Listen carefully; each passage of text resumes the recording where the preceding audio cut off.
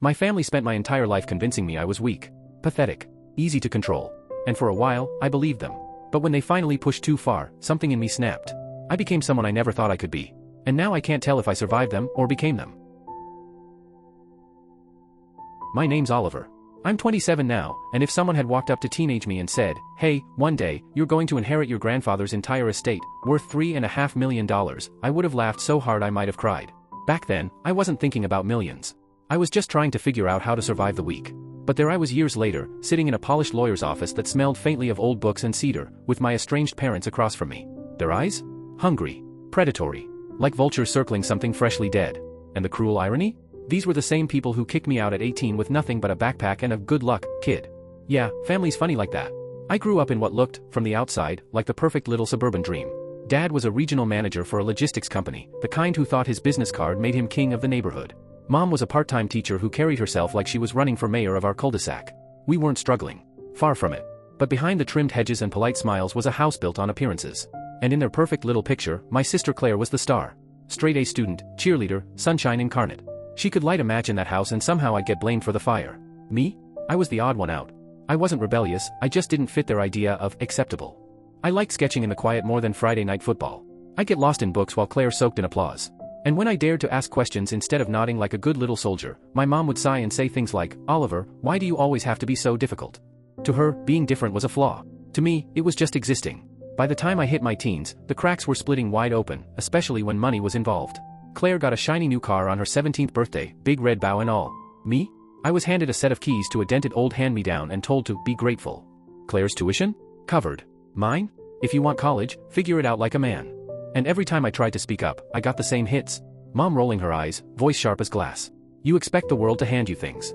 Dad muttering between clenched teeth, you'll never make it on your own. But the moment that carved itself into my bones came one night at dinner. Dad leaned across the table, face hard, and said, "If you're still under our roof at 18, you're a failure." He didn't yell. He didn't need to. His words cut clean. I laughed because, what else could I do? But inside, something cracked wide open. My 18th birthday wasn't a celebration. It was an eviction notice with a smile. They sat me down like it was some business transaction and said, "We're cutting you off. Time for you to learn the value of hard work." No money. No support. Not even a damn safety net. I left that house with a backpack, 2 shirts, and a part-time job that barely covered gas. That night, I slept in the backseat of my beat-up car, staring at the roof, trying not to break down. Meanwhile, Claire was living her best life, posting selfies from her sorority house, clutching a brand new laptop courtesy of Dad. But there was one person who never turned his back on me. My grandfather. My dad's father. Harold Montgomery. He was cut from a different cloth entirely. Where my parents saw a failure, he saw a kid trying to stand on his own. When others mocked my quiet nature, he said, "Ollie, that just means you're thinking before you speak." He didn't care that I wasn't the star athlete or the family trophy. He saw me. He let me crash on his couch when things got bad, made sure I had a warm meal when my paycheck didn't stretch far enough. I never spilled everything to him, but he didn't need me to. He saw it. He saw the way my dad's name made me flinch. Over the years, he became more of a father than my actual one ever tried to be. Nearly a decade later, I'd built something. Nothing glamorous. Just steady. A small apartment, long workdays, a quiet life. My parents stayed silent unless they needed something. And Claire, oh, Claire, she'd send texts about her vacations or her house just to remind me I'd been cast as the family disappointment. So when the call came, the one I'd been dreading and bracing for, my heart sank. Grandpa was gone. Even though he'd been sick, a part of me believed he'd pull through. Losing him felt like losing the one person who ever truly stood in my corner. When the lawyer called about the will reading, I figured maybe there'd be something small left for me, a watch, maybe a letter. Something to remember him by. I didn't expect this. The office was like something out of an old movie, dark wood, shelves lined with leather-bound books. My parents were already there, dressed like they were attending a charity gala. Mom's smile was stretched tight. Dad leaned back with that smug posture I hated as a kid. And Claire? Claire gave me a slow once-over, like she was calculating how much I was worth now. I wanted to turn around and walk out. But I didn't. I sat down. The air felt thick. My mom leaned closer, voice dripping with fake sweetness. "Don't worry, Oliver. We'll make sure the estate is handled properly." Dad added, "Yeah, of course. We'll manage it for you." They were already spending money that wasn't theirs. I could see it dancing in their eyes. Then the lawyer cleared his throat, rustled the papers, and spoke the words that made my pulse hammer in my ears. Per the wishes of the late Mr. Harold Montgomery, his entire estate, valued at approximately $3.5 million, is hereby left to his grandson, Oliver Montgomery. For a heartbeat, everything stopped. The world went quiet. And in my mind, I swear I saw Grandpa's little half-smile, like he'd been waiting for this moment. My mom's grin froze. Dad blinked. Claire's jaw actually dropped. And then, the lawyer flipped the page. "There are additional stipulations you'll want to hear." That's when I realized, this wasn't over. Not by a long shot. My mother was the first to snap out of the shock. Her voice came out higher than usual, bright, brittle, too sweet to be real. The kind of voice she used when she was trying to pretend everything was under control. Well, of course that makes sense, she chirped, clapping her hands lightly like this was some casual brunch conversation. Oliver was always so close to Dad, but naturally, Oliver will need our guidance. He's not experienced with finances. We'll step in, won't we, dear? She tilted her head toward my father. He didn't even hesitate. He leaned back in his chair, fingers steepled, looking like a smug CEO about to make a deal he thought he'd already won. Yes, Harold meant well, I'm sure, he said smoothly. But Oliver isn't equipped to handle an estate of this size. $3.5 million is a lot for someone with no background. It could ruin him. Ruin him. The way he said it made my stomach tighten. He wasn't worried about me. He was worried about me standing between him and that money. Out of the corner of my eye, Claire smirked, like a cat that had already caught the mouse. She tucked her hair behind her ear, her diamond earrings catching the light, and said, honestly, Oliver, don't take it the wrong way, but you've never exactly been responsible. Then came the little dagger. Remember when you maxed out that tiny credit card freshman year? She let out a quiet laugh, like that one mistake defined me forever. And Dad's right. A sudden windfall could really mess you up. Let us help. Before I could even respond, the lawyer cleared his throat, loud, firm, cutting through their little performance like a knife through paper. If I may, he said, Mr. Montgomery was very clear. The estate belongs solely to Oliver Montgomery. No trustees. No oversight. Full control. His eyes flicked up to mine for a heartbeat, just long enough to say, your grandfather knew exactly what they'd try to pull. But of course, that didn't stop them. My mother reached out, placing her manicured hand on my arm, her nails pressing just enough to make it clear she wasn't asking. Oliver, sweetheart, she cooed, you know we only want what's best for you. We can guide you through this. Make sure you don't make mistakes. Think of it like a family effort. Grandpa would want us all to benefit. That word, benefit, hung in the air like thick smoke. We all knew exactly who she meant. I sat still, keeping my face carefully neutral, but inside I was on fire. Every memory, being shoved aside for Claire, being laughed at, sleeping in my car while they vacationed in Europe, rose up like a tide. And now, the same people who abandoned me wanted to manage my future. Claire crossed one leg over the other, leaning forward with that soft, condescending voice she used when she wanted to sound reasonable. Look, Oliver, she said, you've done fine for yourself, I guess. But this? This is different. You don't want to end up like those lottery winners who lose everything in a year, right? I mean, think about it. You still rent, don't you? You've never invested. What if you blow it all? She shrugged, pretending to be helpful. It just makes sense that Dad handles it. He's been managing money his whole career. She didn't have to say the rest. I heard it loud and clear. You're still the failure. You'll always need us. The lawyer didn't even glance up from the paperwork this time. His tone was flat, final. Again, Mr. Montgomery's instructions are explicit. No one but Oliver is to control or manage the estate. My father's jaw twitched. Just a little. But he forced that practiced smile. Of course, we're just concerned. That's all. You understand, son? Son. The same man who told me I'd never make it without him. The same man who shut the door in my face on my 18th birthday. Now he wanted me to trust him with millions. My mother gave a little laugh and tilted her head. Oliver, you know we've always wanted the best for you. Maybe we were tough on you, but look how strong you've become. That was our way of preparing you. Don't hold grudges. Let's move forward as a family. I almost laughed. Preparing me? By throwing me out? By letting me starve while they spoiled Claire? The only person who ever truly prepared me was my grandfather. He taught me to keep going. To observe. To be patient. So I stayed silent. Let them talk. Let them expose themselves. The lawyer's voice droned on, listing stipulations I barely heard. My parents had already started whispering to each other, their words sharp and low. Claire was tapping on her phone under the table, probably texting her boyfriend about how her broke brother had just become the family goldmine. But something was shifting inside me. All those years of being dismissed, all those nights of wondering if I was worth anything, suddenly I was the one holding the power. And they hated it. When the reading finally ended, my mom popped to her feet, smoothing her skirt like nothing had just exploded in that room. Well, thank you, Mr. Thompson, she said politely. Then she turned to me with that same sugar-sweet voice. Oliver, we'll talk more at home. You'll come over tonight, won't you? As if it was already decided. My dad added, yes, we'll get started on a plan. Investments, property management, taxes. Don't worry, we'll take care of everything. And Claire, she leaned in just close enough so only I could hear. Her smile was razor sharp. You're lucky, Oliver. If it weren't for us, you'd drown in all this. Don't forget who actually knows what they're doing. I clenched my jaw so hard I could feel the muscles ache. Lucky. That's what she called it. But I wasn't lucky. I'd been chosen. My grandfather had seen them for what they were, and he'd chosen me. They didn't control anything anymore. But I didn't say a word. Not yet. Because I knew them. This wasn't the end. This was just the opening move. I walked out of that office clutching the copy of my grandfather's will like a shield. Their smiles were brittle as glass, but their eyes burned into my back all the way to the door. I didn't need to turn around to know exactly what they were thinking. They'd already started plotting. And deep down, I knew, this was war and I wasn't wrong. That very same night, around 9 p.m., I heard a knock at my apartment door. The sound was sharp and deliberate, not the kind of knock you get from someone nervous or unsure. No. This was calculated. Confident. When I opened the door, there she was, Claire, dressed like she'd just stepped out of some high-end fashion shoot, her perfume hitting me before she even crossed the threshold. She didn't wait for an invitation. She just gave me that trademark smirk and swept inside like she owned the place. "Cute place," she said, her tone dripping with mock admiration as she scanned my small living room. Her eyebrows lifted in that way only she could manage, half judgment, half performance. "But let's be honest, Oliver, this won't do anymore. You'll need something grander. And you know who can help with that? Me." I closed the door slowly, already feeling the exhaustion crawl up my spine. "What do you want, Claire?" I asked flatly. She flopped onto my couch like it was hers, crossing one leg over the other like she was settling in for a meeting she'd already won. "Simple," she said, twirling a strand of her perfectly styled hair. "I'm here to make sure you don't embarrass yourself with this inheritance. You've been living small for so long you don't even realize what you've got. Think about it. Dad knows investments. Mom knows people. And me?" She smiled like a shark. "I know style. Imagine the three of us helping you. We could turn Grandpa's estate into something bigger. But only if you stop being stubborn." Her words stung, not because they were true, but because they echoed every insult my parents had ever thrown at me. Small. Stubborn. Not good enough. Claire had learned their script by heart. "I don't need help," I said, my voice steady. "Grandpa left it to me. Not you. Not them. Me." Her smile wavered for a second before she smoothed it over with a laugh. "Oh, Oliver, you really think that? You think Grandpa didn't expect you to lean on the family? You wouldn't have even made it to that lawyer's office if Mom hadn't told you the time." And just like that, I saw it for what it was. She wasn't here to help. She was here to test me. To see if I'd bend. But the real betrayal? That came a week later.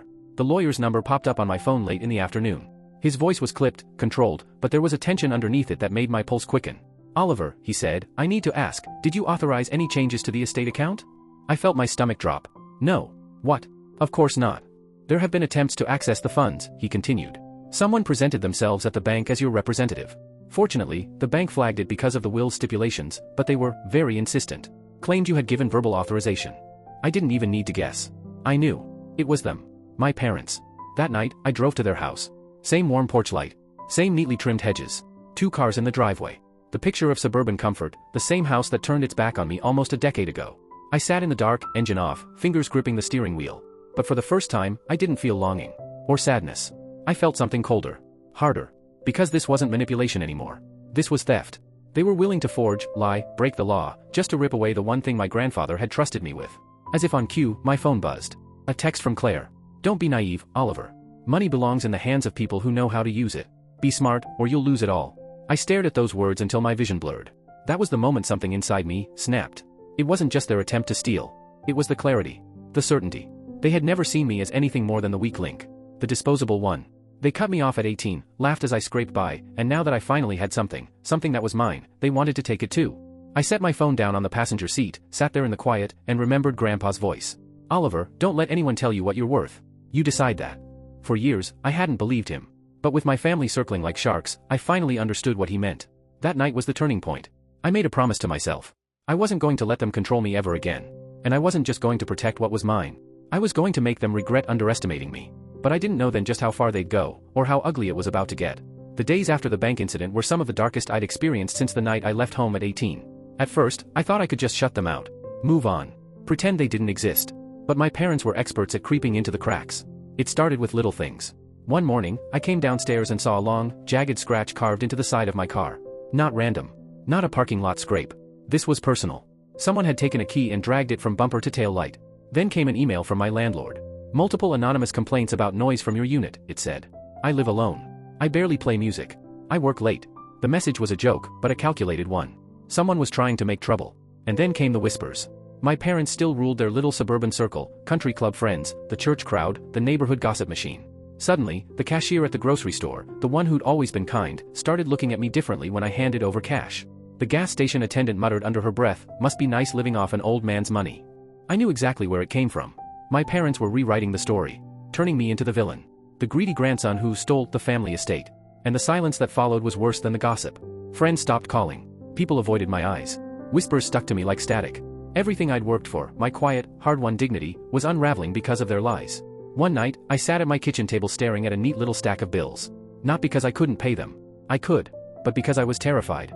If I spent my grandfather's money, it would feed their narrative. If I didn't, they'd still find ways to twist it. The doubts crept in, slow and familiar. Maybe they're right. Maybe I'm not strong enough. Maybe I'll drown in this the way they say I will. For hours, I sat there, trapped between the past and the present, replaying every insult, every dismissal, every time they told me I'd never make it without them. It felt like being 18 again, alone in the backseat of my car, except this time, I wasn't just trying to survive. I was trying to defend everything my grandfather believed in. And deep down, I knew, this was only the beginning, but then, while I sat there at that kitchen table drowning in doubt, I opened the drawer. Inside, tucked beneath old receipts and faded envelopes, was something I'd nearly forgotten existed. A single cream-colored envelope. My grandfather had given it to me on my 21st birthday. I'd kept it all these years, never really daring to read it again. My hand shook as I slid it open. The letter inside was written in his familiar handwriting, firm, deliberate, but slightly shaky around the edges. Just seeing his words again made my throat tighten. Oliver, if you're reading this, I hope you've learned by now that the world doesn't give you anything it tries to take. Don't let them. You are stronger than you know, and one day you'll have to prove it. When that time comes, don't shrink back. Stand tall. They can only take from you if you hand it to them. I read it once. Twice. Then again and again until every word was etched into me like it had always been waiting there, buried beneath the years of doubt. He knew. My grandfather had seen through my parents long before I ever did. He'd known the storm would come, and he'd trusted me to be strong enough to face it. Something shifted that night. I was still at rock bottom, lonely, exhausted, half-broken, but there was a spark in me now. Something steady, quiet, focused. I stopped thinking like the kid who'd been kicked out, and started thinking like someone with something worth protecting. I got to work. First, I began documenting everything. I saved the bank's report about the attempted access. Screenshotted every text Claire sent, no matter how smug or subtle.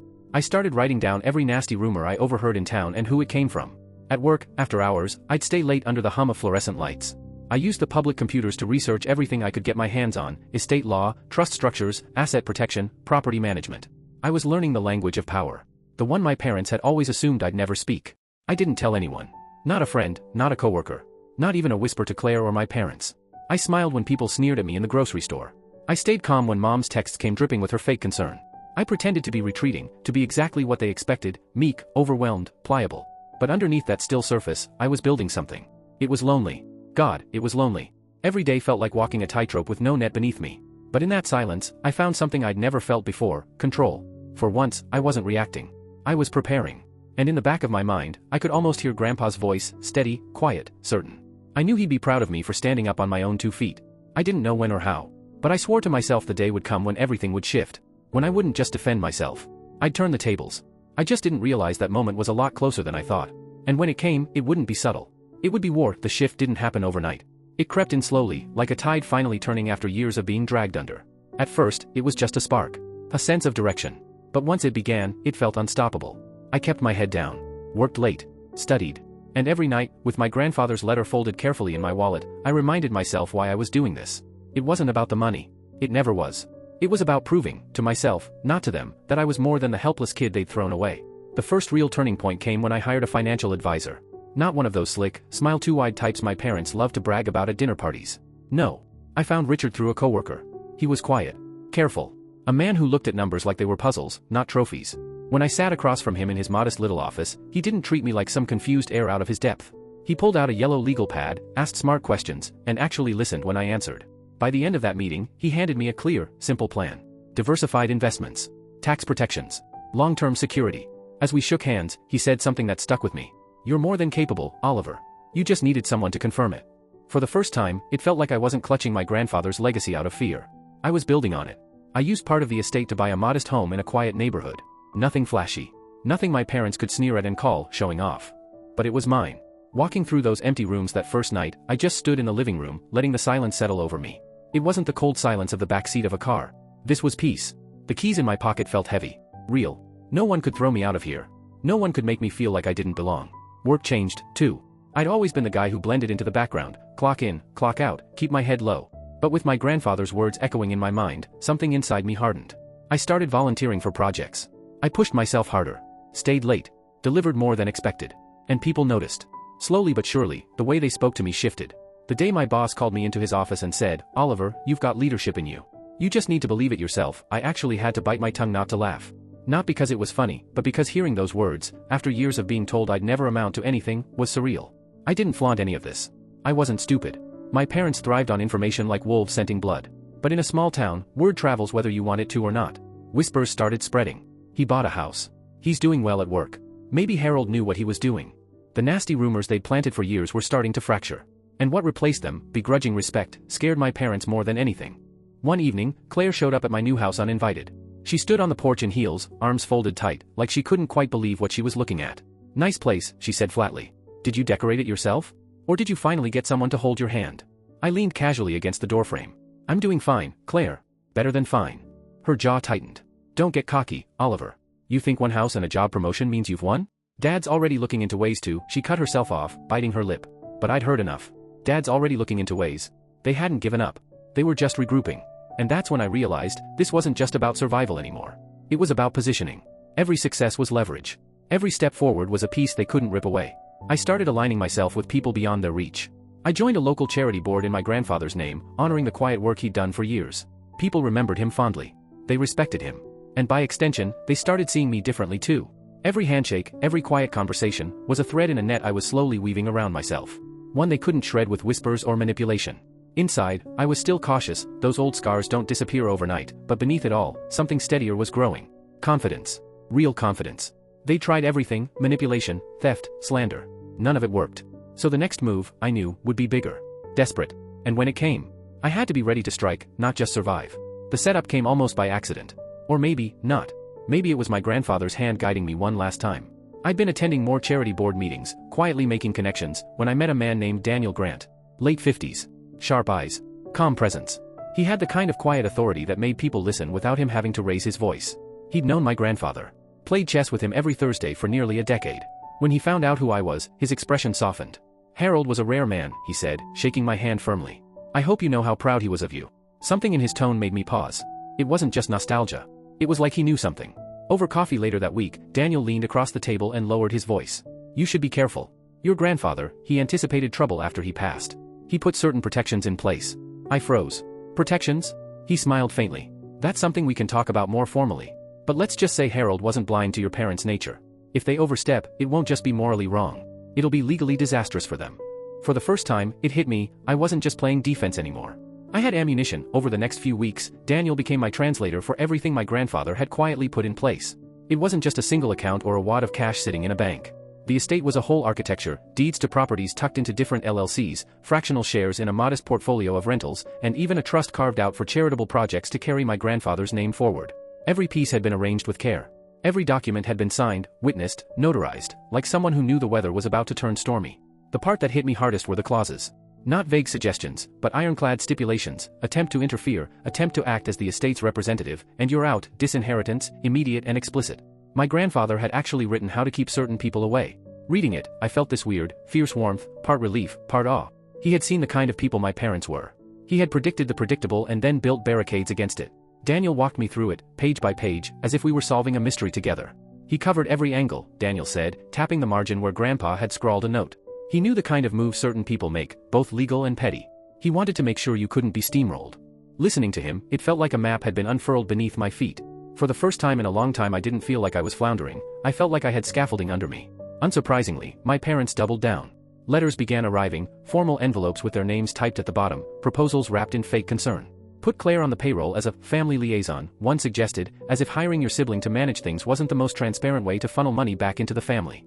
Another proposed liquidating properties to avoid management headaches and placing the proceeds into trusted family accounts. The language was clinical, polite, and poisonous. I didn't reply to any of it. I filed each envelope, each printed argument, into a folder Daniel insisted I keep. "Paper trails are dangerous," he reminded me, "especially for people who don't realize how tightly the law can hold them when they put ink to paper." While they scribbled plans and tried to manufacture legitimacy, my own life was rounding into shape. At work, the momentum I'd built finally translated into real authority: a promotion, invitations to strategy meetings, people actually listening when I spoke. It wasn't about flaunting money, it was about competence. The respect that followed wasn't cheap or performative. It came from consistent effort and results. And with that respect came allies, quiet, practical people who remembered my grandfather's name and what he stood for, and who weren't inclined to swallow whatever narrative my parents fed them. At charity events and community gatherings, I began to overhear the kind of comments that sank into you. "Oliver's really made something of himself," someone would say. "Harold raised him right." Each small remark was a nail in the false coffin my parents had been trying to build. They thought gossip and insinuation would stick. Instead, fact and presence were chipping away at the lies. And then Daniel handed me something that felt like a relic and a tool all at once: a small, leather-bound notebook, worn at the edges, the cover softened from years of handling. "Your grandfather asked me to hold on to this until I thought you were ready," he said, sliding it across the table. Inside were my grandfather's notes, practical reflections, a record of values, and, tucked in the back, a detailed counter-strategy. Grandpa hadn't just left money, he had left a playbook. Page after page laid out how to anticipate every cynical maneuver he thought my parents might try, how to respond legally, how to document, how to keep the moral high ground while forcing a legal reckoning if necessary. I closed that notebook with my hands trembling, not from fear this time, but because something had settled into place. The narrative had changed. I wasn't simply a survivor anymore. I was an actor on the stage, and the script had finally shifted in my favor. I could see the lines forming: documentation, alliances, legal moves. Every quiet step I'd taken over the past month suddenly fit into a broader pattern. They wanted to play games. They had underestimated the depth of my grandfather's foresight, and the way I'd turned grief into preparation. They had no idea I'd been quietly building a case, a network, and a resolve that would not be so easily dismissed. The funny thing about confidence is how quickly it alters the atmosphere around you. People who had glanced past me started leaning in. People who had assumed I would cave began thinking twice. But the next move, when it came, wouldn't be small. It wouldn't be just another letter or another whispered rumor. It would be obvious, brazen, and desperate. And when it happened, I was no longer planning just to defend what was mine. I was preparing to ensure they paid for every attempt to steal it. The breaking point came sooner than I expected. For months, my parents had been circling me like vultures, letters, whispers through neighbors, those not-so-subtle remarks in public. But when they finally made their move, they didn't creep in quietly. They came at me head-on. It was a crisp autumn morning when my phone rang. Daniel's voice was calm, but there was a sharp edge beneath it. "Oliver," he said, "your parents filed a petition with the court this morning. They're claiming you're unfit to manage the estate and are requesting guardianship of the assets." Guardianship. For a split second, I thought he was joking. I'm 27 years old. I'd built a life. I'd proven myself over and over. And yet, they were trying to have me legally declared incompetent. I almost laughed at the absurdity of it. But beneath that laugh was something colder. Because this wasn't just another round of manipulation behind closed doors. This was public. This was them dragging my name through the mud in front of everyone. And that was their fatal mistake. Daniel and I had been quietly preparing for this exact moment. Every letter. Every forged attempt at the bank. Every manipulative message. Every clause my grandfather had written like a scalpel cutting through their schemes. We had built a case so airtight it practically gleamed. The court date arrived on a gray Tuesday morning. I walked into that courtroom in a simple navy suit, no entourage, no theatrics. My parents were already seated, Claire between them like their golden little soldier. They looked smug. So sure of themselves. My mother even had the audacity to smile at me, syrupy sweet, as if this was all for my own good. But the moment their attorney opened his mouth, the cracks began to show. He painted me as irresponsible, unstable, unprepared. He spoke about my lack of financial experience, my modest background, as though growing up without their help was a crime. Claire nodded dramatically at every point, like she was auditioning for a soap opera. Then it was Daniel's turn. He didn't raise his voice. He didn't need to. He stood with that quiet weight of a man holding facts instead of performances. "Your Honor," he began, "what we have here is not a question of competence, but of greed." He laid out the evidence piece by piece. The attempted bank access. The manipulative letters. The condescending messages. The explicit clauses in my grandfather's will that disinherited my parents the second they tried to interfere. With each page turned, the courtroom grew quieter. My parents shifted in their seats. Their smugness curdled into something brittle. Claire's jaw tightened, her arms crossed like a child caught lying. And then came the final blow. Daniel held up my grandfather's leather-bound notebook, the one with his handwriting. Mr. Montgomery anticipated this very situation. In his own words, he wrote, "If they attempt to take what is not theirs, it will be proof enough of why I chose Oliver." The words hung in the air like the gavel had already struck. I watched the color drain from my mother's face. My father clenched his fists. Claire couldn't even look at me. When the judge finally spoke, her voice was steady and final. "The petition is denied. The estate will remain solely in Oliver Montgomery's control. Furthermore, this court cautions the petitioners against any further attempts to undermine the explicit wishes of the deceased. This matter is closed." Less than an hour. That's all it took to shatter everything they'd built their arrogance on. Outside the courtroom, my mother reached for me, her voice trembling with practiced warmth. "Oliver, sweetheart, we only did this for you. You don't understand the pressure." I stopped. Looked at her, not as their son, not as the kid they'd cast aside, but as the man who had just beaten them at their own game. "No," I said quietly. "You did it for yourselves. Grandpa knew it. And now everyone else does, too." Her hand froze midair before she let it drop. My father muttered something, but he couldn't meet my eyes. Claire stormed out ahead of them, her heels cracking against the marble floor like gunshots. I stepped into the cool autumn air with something I hadn't felt in years. Freedom. But the real fallout didn't hit in the courtroom. It came after. In the weeks that followed, it was like watching dominoes fall in slow motion. The judge's ruling hadn't just denied their petition, it had torn the mask right off their faces. My mother's country club friends started drifting away. The woman who'd once been the self-appointed queen of gossip was now the subject of it. Conversations died when she walked into a room. Someone even pulled me aside once and whispered, "We had no idea how badly they treated you, Oliver." "I'm sorry." My father's empire crumbled too. News travels fast in small towns. Suddenly, clients didn't want to be associated with the man who tried to seize his dead father's estate from his own son. Meetings were cancelled. His expertise didn't shine anymore. And before long, word got around that he'd been asked to retire early. For a man who defined himself by his career, that humiliation cut deep. And Claire? Hers was the sharpest fall of all. The golden child lost her shine overnight. The girl who mocked me for years became the one whispered about at every gathering. Her boyfriend dumped her. She moved back in with my parents. 3 of them under the same roof again, feeding on bitterness like poison. Meanwhile, my world expanded. I invested in myself. In projects my grandfather would have been proud of. The charity board grew, and so did my role in it. My voice started to carry weight, not because of the inheritance, but because of who I was becoming. And then, one evening, I drove past my parents' house. The same house where I'd been thrown out with nothing but a backpack. The porch light was still on, but the lawn was overgrown. The shutters were peeling. It looked tired. Small. Just like the people inside. I parked across the street and watched for a while. The old pain tried to stir, but it couldn't find a place to land anymore. They hadn't destroyed me. They'd forged me. Every insult. Every dismissal. Every attempt to take what wasn't theirs had turned me into someone they never thought I'd be. I rolled down the window, let the cool air brush across my face, and whispered to myself words I'd never had the strength to believe before. Grandpa was right. I decide what I'm worth. And with that, I drove away, leaving the house, the past, and their power over me behind. They had tried to cut me out of their lives. In the end, I was the one who cut them out of mine.